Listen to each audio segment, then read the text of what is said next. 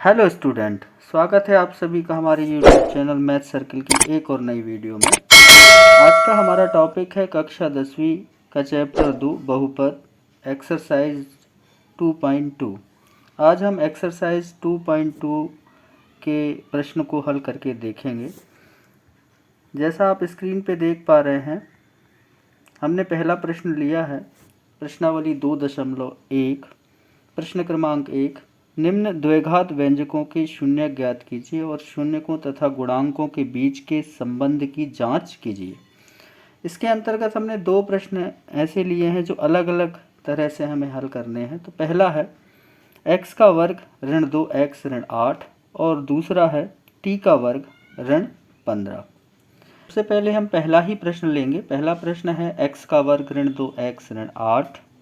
इसमें हम प्रथम पद का आखिरी पद से गुणा करते हैं। प्रथम पद आपका x का वर्ग है और अंतिम पद है ऋण 8। इनका जब हम गुणा करते हैं तो हमें मिलता है ऋण 8x का वर्ग। ऋण 8x के वर्ग के हम ऐसे दो गुणनखंड प्राप्त करते हैं जिनका जोड़ या घटाना मध्य पद के बराबर अर्थात ऋण 2x के बराबर हो। तो हम पहले जितने संभव दो पद के गुणनखंड हम निकालने का प्रयास करते हैं तो हमारे लगभग कुछ इस प्रकार प्राप्त होते हैं। जैसा पहला देख रहे हैं आप, ऋण 1x का गुणा 8x से। तो इसको यदि हम जोड़ते हैं 8x और ऋण 1x को तो हमें 7x मिलता है और घटाते हैं तो हमें 9x मिलता है, जो मध्य पद के बराबर नहीं होता। तो अब दूसरा गुणनखंड जो एक और हमने लिया है वो है ऋण 4x गुणा 2x। तो ऋण 4x और 2x का जब हम गुणा करते हैं तो ऋण 8x वर्ग मिलता है हमें, और ऋण 4x और 2x को जब हम जोड़ते हैं तो ऋण 2x के बराबर आ जाता है। गुणनखंड का उपयोग हम यहाँ करेंगे।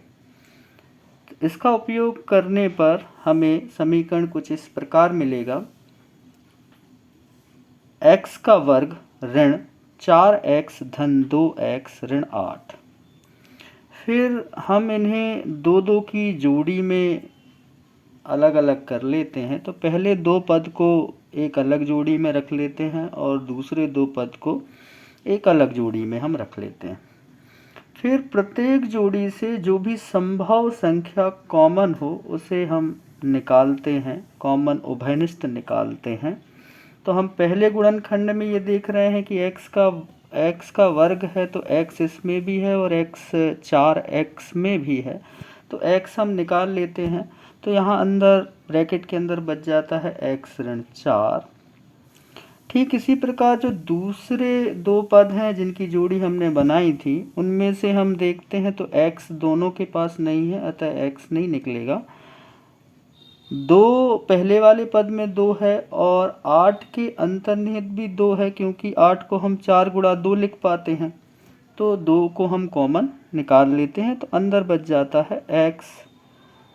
2x में से 2 निकला तो x बच गया, 8 में से 2 गुणा के रूप में निकला तो 4 बच गया। अतः हमारे पास पद मिल जाता है x ब्रैकेट में x ऋण 4 धन 2 ब्रैकेट में x ऋण 4। x ऋण 4 x ऋण 4 ये दोनों में कॉमन है, तो ये कॉमन होने की वजह से इसे हम एक गुणनखंड अलग निकाल लेते हैं। तो हमारे पास जो बची संख्या है वो बच जाती है x धन 2। अतः इसके दो गुणनखंड इस प्रकार प्राप्त हो जाते हैं, x ऋण 4 और x धन 2। ये दो इसके गुणनखंड हो जाते हैं। चूँकि प्रश्न के अनुरूप हमें शून्य ज्ञात करना है तो हम बहुपद को शून्य के बराबर मानते हैं, और जब बहुपद शून्य के बराबर होता है तो गुणनखंड भी शून्य के बराबर ही हम लेते हैं। तो पहले गुणनखंड को हम शून्य के बराबर रखते हैं। जब x ऋण 4 बराबर शून्य हमें मिलता है और ऋण 4 का पक्षांतर हम शून्य की ओर करते हैं तो धन में 4 हमें प्राप्त होगा। अतः x का एक मान जो है वो हमें मिलेगा 4। ठीक इसी प्रकार गुणनखंड हम लेते हैं, x धन 2 बराबर 0। तो धन 2 का पक्षांतर हम शून्य की ओर करते हैं तो ऋणात्मक 2 हमें प्राप्त होगा, अतः x बराबर ऋण 2। इस तरह हम बहुपद के 2 शून्यक प्राप्त कर लेते हैं। पहला शून्यक हमें मिल जाता है 4 और दूसरा शून्यक हमें मिल जाता है ऋण 2। अब हमें शून्यकों और गुणांकों के बीच के जो संबंध है उसकी सत्यता की हमें जांच करनी है। तो जांच करने के लिए हम शून्यकों का योग बराबर होता है x का गुणांक हम लेंगे उसे ऋणात्मक लेंगे, ऋण का गुणा हम करेंगे और बटे में होगा x के वर्ग का गुणांक। तो गुणांकों को पहले हम देख लेते हैं। जैसे प्रश्न है x का वर्ग ऋण 2x ऋण 8, उसमें x के वर्ग का गुणांक हमें जो संख्या उसमें नहीं है तो वहाँ पर 1 हम लेते हैं। तो यहाँ x के वर्ग का गुणांक 1, x का गुणांक ऋण 2 और अचर पद हमारे पास में है ऋण 8। तो इन मानों का उपयोग हमें करना है गुणांक वाले हिस्से में। और शून्यकों का योग मतलब जो हमने 2 शून्यक ज्ञात किए हैं उन 2 शून्यकों का यहाँ हम योग भी करेंगे। तो यहाँ हमारे पास 2 शून्यक हैं 4 और ऋण 2, इनका हम योग करेंगे। और दूसरी ओर हम गुणांकों को रख कर देखते हैं। तो ऋण 2 x का गुणांक जो है वो ऋण 2 है और चूँकि सूत्र में ऋण लिया गया है तो एक ऋण और 2 के आगे हम लगाना होगा बटे 1। x का गुणांक x के वर्ग का गुणांक 1 है, अतः 4 से 2 घटाने पर हमें 2 मिलेगा और ऋण 2 का ऋण से गुणा होगा तो 2 आएगा। अतः हम देख पा रहे हैं कि शून्यकों का योग जो है ऋण x के गुणांक बटे x के वर्ग के गुणांक के बराबर हमें मिलता है। अतः ये सत्यापित हो जाता है। एक बार हम पुनः और सत्यापित करेंगे शून्यकों का गुणनफल।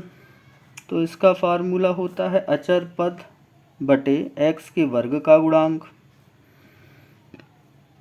उन्हीं 2 शून्यक 4 का गुणा हम ऋण 2 से करते हैं, बराबर की ओर इस तरफ हम देखते हैं तो हमें अचर पद ऋण 8 है और x वर्ग का गुणांक 1 है। इनको और हल करते हैं तो 4 से 2 का गुणा हुआ तो 8, चूँकि ऋणात्मक संख्या से गुणा हो रहा है तो ऋण 8, अतः इस तरफ भी ऋण 8। तो ये इस तरह से बराबर हमें मिल जाते हैं। तो ये सत्यापित हो जाता है कि जो भी शून्यक हमारे द्वारा प्राप्त किए गए हैं वो सही हैं। चलिए हम दूसरे प्रश्न पर चलते हैं। दूसरा प्रश्न है t का वर्ग ऋण 15। जैसा आप प्रश्न को देख रहे हैं इसमें 2 ही पद हैं, प्रथम पद यानी वर्ग वाला पद और अंतिम पद यानी अचर पद। इसमें मध्य पद नहीं है। तो इसे हल करने के लिए हम सूत्र का उपयोग करेंगे।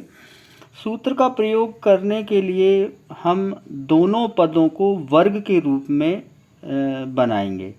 तो पहला पद आप देख रहे हैं, पहला पद वर्ग के रूप में ही है t का वर्ग। 15 का वर्गमूल करके हम वर्ग के रूप में बनाने का प्रयास करते हैं तो 15 का वर्गमूल नहीं है, अतः 15 को हम करणी 15 के रूप में लिखकर वर्ग करेंगे। तो हमारा जो बहुपद है वो हो जाएगा t का वर्ग ऋण करणी 15 का वर्ग। इसकी तुलना हम सूत्र के रूप में करते हैं। तो जैसे आप देख रहे हो a के वर्ग के स्थान पे t का वर्ग, b के वर्ग के स्थान पे करणी 15 का वर्ग।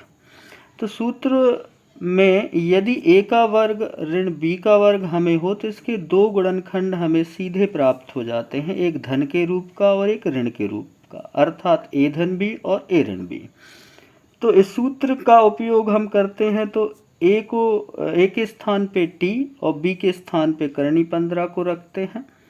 तो रखने पर हमें मिलता है t धन करणी 15 और दूसरा गुणनखंड मिलता है t ऋण करणी 15। इस तरह इसके दो गुणनखंड हमें प्राप्त हो जाते हैं। अब इसके शून्य ज्ञात करने के लिए बहुपद शून्य के बराबर मानते हैं, और जब बहुपद शून्य के बराबर है तो उनके गुणनखंड को शून्य के बराबर रखकर हम शून्यक प्राप्त करते हैं। तो पहले गुणनखंड से हम t धन करनी 15 बराबर 0, अतः धन करनी 15 का पक्षांतर हम करेंगे तो ऋण करनी 15 हमें प्राप्त होगा। पहला शून्यक हमें मिल जाएगा, वह है ऋण करनी 15। ठीक इसी प्रकार दूसरे गुणनखंड से t ऋण करनी 15 बराबर 0, तो ऋण करनी 15 का पक्षांतर हम दूसरी ओर करेंगे तो धन करनी 15 हमें प्राप्त होगा। अतः t बराबर करनी 15, अतः दो शून्यक हमें मिल जाएंगे, ऋण करनी 15 और दूसरा मिल जाएगा 15। इस प्रश्न की भी हमें सत्यता की जांच करनी है, शून्यकों और गुणांकों के संबंध की। तो पूर्व प्रश्न के अनुसार ही वही फार्मूले का उपयोग यहाँ पर हम करेंगे। शून्यकों का योग बराबर होता है ऋण t का गुणांक बटे t के वर्ग का गुणांक। तो पहले दोनों शून्यकों को एक और जोड़ देते हैं, करनी 15 धन ब्रैकेट में ऋण करनी 15 बराबर t का कोई पद आपके बहुपद में नहीं है, अतः वो शून्य होगा। तो 0 और t के वर्ग का गुणांक 1 है, तो 0 बटे 1। ऋण करनी 15 और धन करनी 15 जब जुड़ते हैं तो 0, अतः 0 बराबर 0, ये हमें मिलता है। अब हम शून्यकों का गुणनफल करते हैं, तो गुणनफल का फार्मूला लगाते हैं अचर पद बटे t के वर्ग का गुणांक। तो शून्यकों का गुणनफल हम करते हैं तो हमें मिलता है करनी 15 गुणा ब्रैकेट में ऋण करनी 15। इस तरफ हमें अचर पद मिलता है 15 ऋण 15 बटे 1। करनी 15 और ऋण करनी 15 का जब हम गुणा करते हैं तो ये ऋण 15 हमें प्राप्त होता है, अतः ऋण 15 बराबर दूसरे पक्ष में भी ऋण 15 हमें प्राप्त होता है, अतः ये बराबर सिद्ध होते हैं। शून्यकों तथा गुणांकों के बीच का जो संबंध है वह यहाँ पर सत्यापित हो जाता है। इस तरह हम शून्यकों को निकाल सकते हैं और शून्यकों के निकालने के बाद उसकी सत्यता की जांच भी हम कर सकते हैं। शेष इसी प्रकार आप अन्य प्रश्नों को भी हल कर सकते हैं। धन्यवाद।